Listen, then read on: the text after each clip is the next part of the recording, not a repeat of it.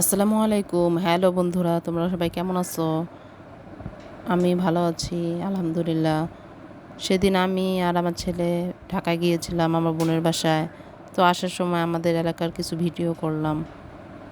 দেখো কত সুন্দর সুন্দর ঘর বাড়ি, দেয়ালে কত সুন্দর লেখা আরবি হরফে। এটা জুলাই গণ অভ্যুত্থানের উপর লেখা।